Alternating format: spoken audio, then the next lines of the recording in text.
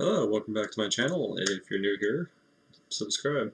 We're going to do another Pewdiepie video today. This is his, I guess, video on the Wall Street Journal apologizing, so I wasn't expecting to wake up to see that. Let's see. Good evening, I'm Gloria Borger. Welcome to Pew News. Turn the volume up. The most politically correct news source of all time. Let's sigh. I wasn't planning to make another Pew News so soon. Don't worry guys, Squeaky Memer Pewdiepie will be back very soon. There's just so many news. Oh, breaking news! Breaking news! Breaking news! Breaking news! WSJ Journal did an oopsie! Wall Street Journal apologized to Pewdiepie. This just in. Oh my god. So did they actually? This was featured on Wall Street Journal's website. Wall Street Journal, public apology to Pewdiepie. Finally! Yatta deshne! You know, I'm not supposed to give my own opinion here on Pew News, but this is very nice. Wall Street Journal, which of course over a year ago featured Pewdiepie through clever editing and out of context cuts, making Pewdiepie as a Nazi. Now Wall Street Journal have finally decided to apologize. That's really nice. I guess Christmas just brings out the best in people. They issued this statement. Wall Street Journal would like to apologize to Pewdiepie due to misrepresentation by... This is real, by the way. This is on their website. Due to misrepresentation by our journalists, those of whom have now been fired. That's nice. They finally realized, you know, that their own reporters are complete hypocrites, and they've said things that seem irrefutably anti-Semitic, such as, my hard-on is purely for the Nazis. SMH. I'm not supposed to add my opinion, but that's a Nazi right there. It's fucking beautiful. This reminds me of the recent Vox article about Pewdiepie, the one that called him a white supremacist. Turns out, the journalist who wrote that article likes to use the N-word. A lot. Wow. You're using it a little liberally now. You know, at least Pewdiepie said it once. She even wrote this article where she put the picture of me, a fan art, trying to shame me for featuring someone else's fan art that says I'm gonna say the N-word. But meanwhile, she posts on Twitter, the N-word ran out of the valley, and so he shot. What did she mean by this? Top comment will win one of these hats. You know, whenever anything goes on the internet, it never leaves, right? And the dying N-word moan. I get it. It's probably some lyric. I don't know. I just find it hilarious regardless. This is not me actually trying to attack this idiot. I just find it hilarious that every single time someone calls me out, it's always like this. Vox also edited their article. They changed the title of it, which is nice to see, and they changed the picture from... They must be trolling at this point. Why are they choosing that picture? The goddamn cursed picture of me that's everywhere online. There are other pictures. Go back to the one where my eyes are closed right now, Vox, or you will face serious anger. So they changed it from white supremacy to amplified anti-Semitic rhetoric.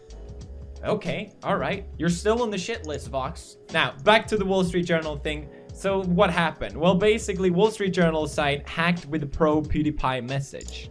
So the hacking never stops, does it? First, we have all the printer hacking. Then the printer happened again just 3 days ago. Pewdiepie printers hackers strike again. What to do, unsubscribe from T-Series. Subscribe to Pewdiepie, printer hack 2. I've done my Dymo printer just told me I need to subscribe to Pewdiepie, but I'm already subscribed. Subscribe again! So basically, this article somehow appeared on the Wall Street Journal's website. I have no idea how they achieved this, but big props to whoever pulled this up. I mean, that's hilarious. They were very quick to delete this, by the way. There's only an archived version of it. Wall Street Journal also issued a response saying that the page affected was not affiliated with the journal's newsroom. Oh, really? Wow. What? Damn it, I thought they actually apologized. Gloria Borger reached out as well, of course, for a response, but no reply. So it wasn't I'm still waiting, Wall Street Journal. I'm still waiting. Okay, so this is just... I know I'm not supposed to give my opinion, but I think this is Oracle, which is their paid program. I don't know what it is, but it's a branch off of Wall Street Journal's website where they run articles that seems like they are articles, but they're really just sponsored posts. Now, why does Wall Street Journal run articles that are actually sponsored videos that seem like they are actual articles? I don't know. Guess they gotta make money. But all I can say is I am so proud of this community. Smash subscribe. PewDiePie now at 77 million subscribers. There's really never a dull moment this month. I mean, there's so goddamn many things happening. Even yesterday as well, this came out on Twitter with 11,000 retweets. Our history teacher told us that by supporting PewDiePie, we're supporting anti-Semitism, racism, and I saw whenever he Let's posted watch. this on Twitter. It's pretty fucking stupid. Promote this idea, you are promoting ignorance, racism, genocide, anti-Semitism. These are all things that you are putting forward when you are doing anything that promotes PewDiePie.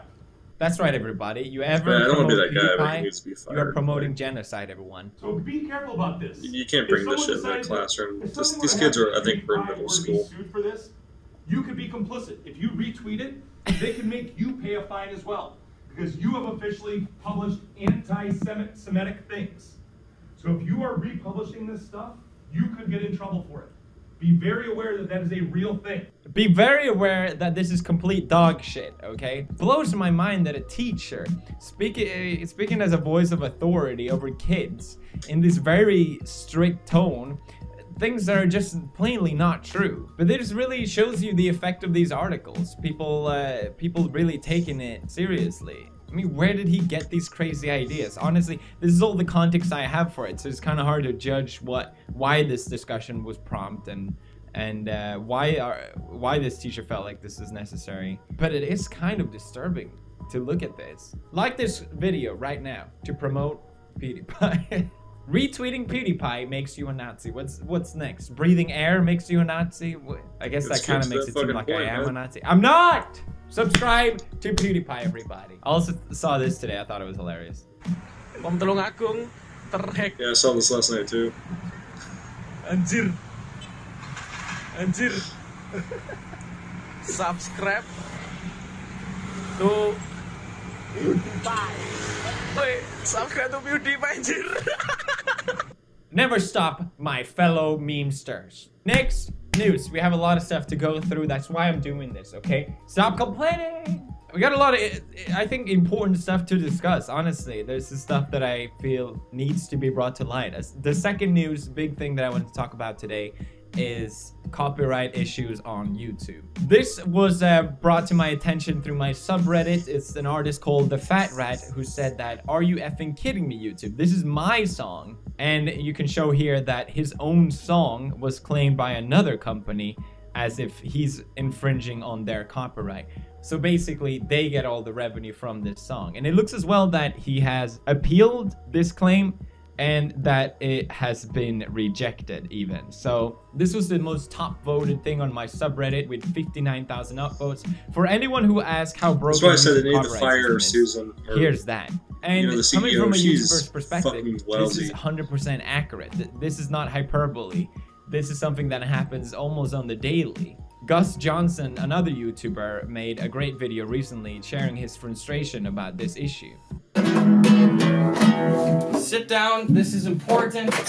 No editing, one taking it. This is a big, important issue that we need to talk about. What do I wake up to today? Oh, this claim was manually claimed, not even an automatic detection. Some motherfucker, you, went in and manually claimed this video as containing stuff from EMI Music Publishing. Manually claimed. Now, this is not an issue that I am new to at all, because as you may know, in the past, I have had big videos like Wipe It Like It's Hot. Guess who f***ing claimed that? Music industries, motherfucker. Alright, he's swearing too much, please.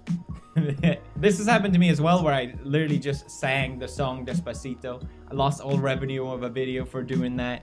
And this guy literally just played a song on a paper towel dispenser. No lyrics, just drumming and ripping on a goddamn paper towel dispenser. And you think that's ridiculous? Well, now, as it turns out, even your own material can get copyrighted. So That really shows you how easy it is to abuse YouTube's current system.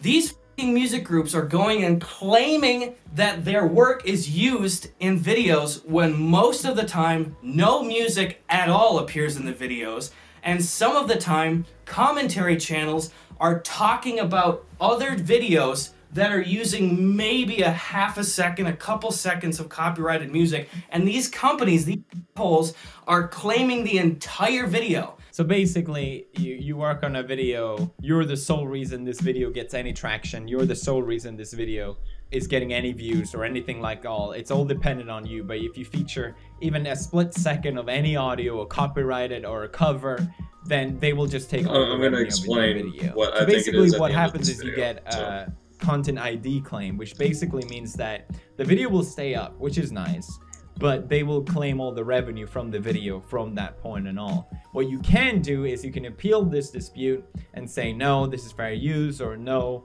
I think this was made in error, and they will review it again. But there was one thing that Gus said that was wrong in his video, which is this. They have 30 days, they being the companies that claim the shit, to either drop the suit or let YouTube come in and say, who's right here? YouTube does not come in and say, who's right here. It's basically entirely up to the company to decide whether this is fair use or not, which leads to it being abused most of the time. I mean, it's not really a conversation. One party decides who gets the money.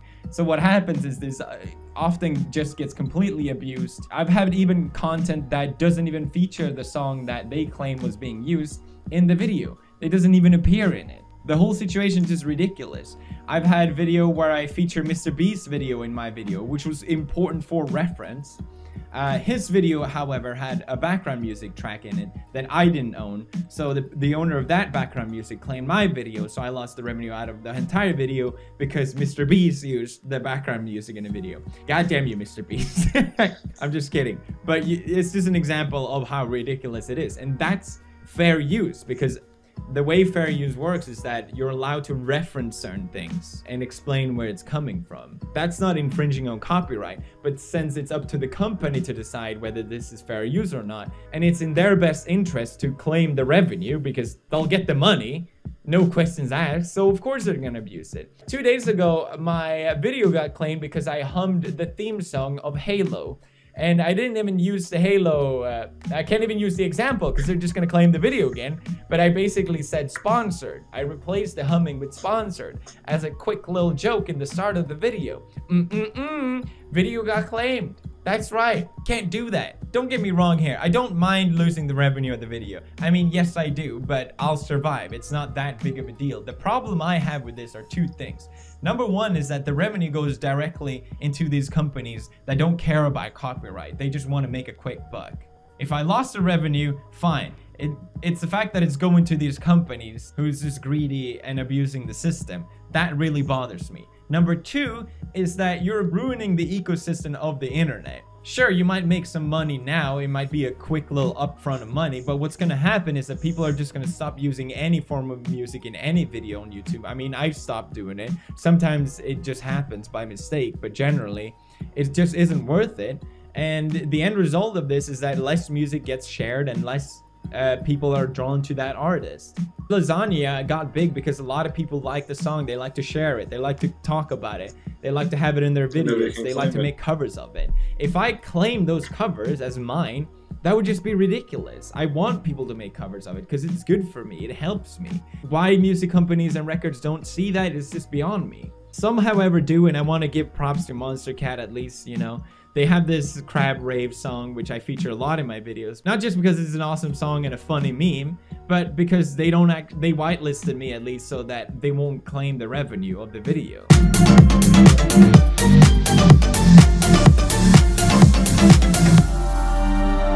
YouTube themselves talk about this, about their argument against Article 13, talking about the Drake song, the whole meme that, I can't even sing it! I can't even sing it! The Drake song that goes, Kiki, do you love me? What? This is so hard. And people would dance outside the car. That's a meme that I didn't review because I knew my video would just get copyrighted. Even though it is a review. It would be a review. That's fair use, but it doesn't matter. Can't wait for Article 13 to make YouTube even more annoying. YouTube has a tool now that's in beta where it lets you edit out parts of the video. For example, the video where I sang Halo, I could just edit it out and then make the claim. So if you are a YouTuber who has this issue, try out the YouTube beta. So YouTube has tools to combat this, and I'm glad that that's in place now. At least it's certainly made my life 10 times easier. But I also think YouTube needs to have a serious talk with these companies about what's right and wrong for them to do. And you know, if we as a YouTuber, if we get copyright claimed 3 times, we lose our channel. But these companies can just keep claiming and never be wrong and face no repercussion. I mean, there's no fairness in that. It's kind of messed up. Next news. Another important issue. God damn it, there's so many things. YouTube removes 58 million videos featuring hateful and inappropriate content. 58 million videos. God damn. That's probably why one of mine was just banned a couple days ago. No one likes Leafy. Had a Russian video. Now, we've definitely seen some interesting development this year, especially I think with Mark Zuckerberg facing Congress and talking about Facebook. And also, one of the most important things out of that meeting, in my opinion, was the fact that Zuckerberg said Facebook is responsible for the content. That means that social media platforms are claiming responsibility in a sense for the content that's on their platform. So now, in a sense, I think YouTube feels like they have that responsibility, especially with all the media pressure and what we've seen with the adpocalypse so far. Now, as pointed out in an article here by Steel Geharian, said that the mere size of YouTube makes it virtually impossible to capture every hateful video or abusive content. So YouTube has to rely on algorithms to delete these videos. Otherwise, it would just be impossible. Stuff, but what about the liberals? And well, that's not always good. For example, now a YouTube channel called Monkey Jones. He's a channel that made a lot of videos about Elliot Rodger. If you don't know who this is, he's a guy that shot and killed 6 people. But he generally made it in the sense of making fun of him. I saw one of the video where he uploaded a video where Elliot Rodger signed up for BetterHelp. Now Monkey Jones' channel is just completely gone there, and I think it was from YouTube removing these videos. Another channel that got removed was Nick the Smoker, who does smoking reviews. Which was then reinstated after Leon Lush addressed it on Twitter. And that's usually the case here. There's probably more channels that got affected, but not everyone has a voice. Another example was Mo Tendo, who has now for the second time had his channel or her channel demonetized through some random claim or flag that showed up. And YouTube basically responding, oopsie! Oopsie, we are checking this for you. I can honestly understand and tolerate the first mistake, but this is ridiculous. Happened a second time, and only a few months later, with the only difference being a single upload, which conforms to your guidelines, as well as being in the same light of all my existing content. Now, going back to Monkey Jones, I mean, from what I can tell, he's uploaded these videos for a while, and then all of a sudden, the algorithm hits you, and like he said, he's lost everything. This is his livelihood in a sense, and seeing someone lose their revenue out of nowhere, there's something messed up with that. If you upload a video, the problem is that no one knows the rules. If you upload a video and it has no problem and hundreds and thousands of views, then you imagine that it's safe to say that you can upload a video with a similar style of comedy or whatever it is. But instead, you know, he keeps doing it, and then when YouTube realized, oh, we have to delete this guy's channel now, which is just messed up. They could have just deleted the videos or age restricted them, but why remove the channel? Now, Monkey got a lot of support on Patreon through this, which is great. I mean, fans aren't just gonna disappear. But now, there's even problem with Patreon. For example, Sam Harris, a podcaster, tweeted out a few days ago that, as many of you know, the crowdfunding site Patreon has banned several prominent content creators from its platform. While the company insists that each was in violation of its terms of service, these recent explosions seem more readily explained by political bias. Although I don't share the politics of the band members, I consider it no longer tenable to expose any part of my podcast fundings to the whims of Patreon's Trust and Safety Committee. I find this very disappointing because Patreon was supposed to be this alternative way for creators to earn revenue without getting censored. Sure, advertisers might not like what you're doing. That's understandable in a sense, but now even fan-funded, crowd-funded missions could get censored. Some pretty crazy times happening right now. So basically, one of the bans was of Sargon of Akkad. He's defended me from the Wall Street Journal scrutiny. And basically, his Patreon was banned because, from what I can tell, he called Nazis the N-word. And this is something that he did outside of his channel. And the Patreon CEO and founder has expressed that you shouldn't have to worry about losing your revenue on Patreon. One thing I feel like I just have to say, I want to like send this, like That's why you're here. Bring it. like most creators watching this, you just don't have to worry about this. You just don't have to worry about it. Like people like you and most people who are like engaging in healthy dialogue and talking about tough issues, like this is just not something that concerns most creators. And it like kills me a little bit that there's this fear. I mean, clearly that fear wasn't unmerited. Although, to be fair, I mean, Sam Harris had his own system already set up, and he's just gonna make more money because Patreon won't take a cut. I mean, is really what Patreon does that revolutionary? It's literally just a crowdfunding website. It could not be that hard to set up. In terms of like certain things that are allowed, certain things that are not allowed. But the point is there's this section of the content policy that that specifically mandates like the things that you can do and can't do on Patreon, the platform itself. Mm-hmm. Not like on Twitter, but on Patreon, the platform itself. According to the CEO, they monitor what's on the Patreon website and not what you say on Twitter. At least that's what I understand from this. But now, with the Sargon incident, it seems like they, from the email that he got back, showing that Patreon monitors not just what's on their platform, but the entire online presence as well, which is kind of crazy to me. It seems like the internet is in a really rocky time right now where, you know, all these websites that have gotten so big because everyone uses them and it becomes so fundamental for people to have a proper freedom of speech. Now these websites are trying to decide, well, what is right to say on our websites and not. And most of the times that doesn't align with what the actual users think.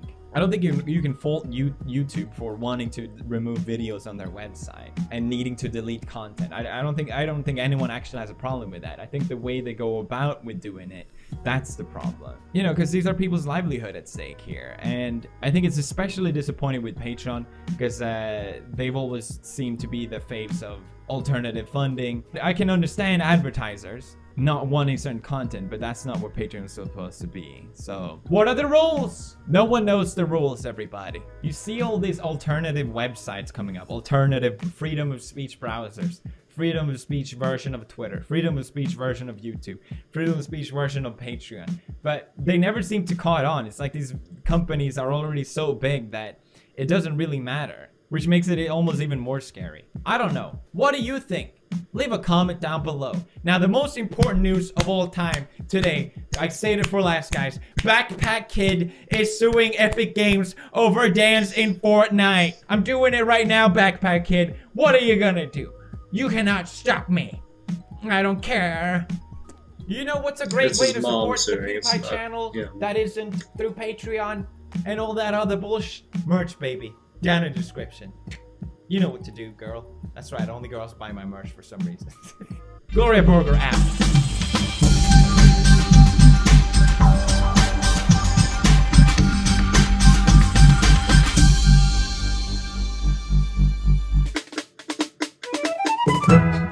Alright, so basically the problem with how things are,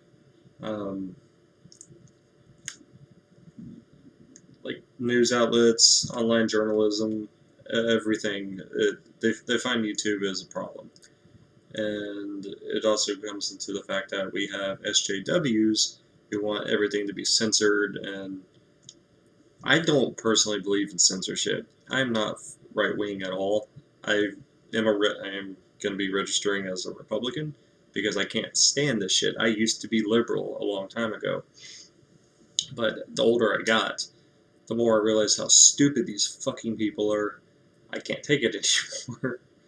So you should not be able to censor somebody, and it's understandable, like Felix said about like advertisement coming out where they don't want to be a part of it. I get that because you don't want your brand hurt, but at the end of the day, nobody gives a shit. You can have somebody wearing full-on McDonald's garb shooting up a school, or like being racist as fuck, people are still going to go to fucking McDonald's. Yeah, it'll be talked about for a little bit, but people are still going to go. I mean, you can't really hurt that image in that way. If it's a big, big company, like fucking Walmart, do you think Walmart's going to go anywhere? It is like generalized that everybody is stupid, racist, fat. Everybody who goes to Walmart are like that. For the companies that are taking the music stuff down, yeah, that shit needs to be fixed. YouTube needs to get on that shit, but I know they won't because the woman who runs the fucking thing is garbage. She needs to get fired, man. Like, she has done nothing good for this platform. There's even a rumor that she's trying to take away the subscription button. You can't take Pewdiepie down, but they can do that. I don't know, man. The world's getting fucking crazy. It's harder and harder to even be a YouTuber these days. Like I said, I've had copyright claims. I've had strikes on my channel. I've had a strike on my channel. And it was for a spider prank I did. I just had a Russian video I did a couple days ago, and it got taken down. So, whatever. I'm just sad because I've been making videos since I was 18. I've got like over 200 something videos on my channel. Currently, I have about 30 that were deleted. I have back on MySpace, don't laugh, but I've had over 150 videos I did with my friends on there that I never got to get on YouTube because YouTube wasn't big yet. It was an option to upload on, but I never thought YouTube would blow up the way it did to where it is now. It wasn't like, you know, and I can't even get to those videos anymore because it was bought out and they changed it all into fucking music, I guess. And nobody even gets on it, so it's like, you deleted my shit for no reason. I don't know, man. I don't know. But anyways, if you like this video and you're still watching me, please subscribe. It helps me out.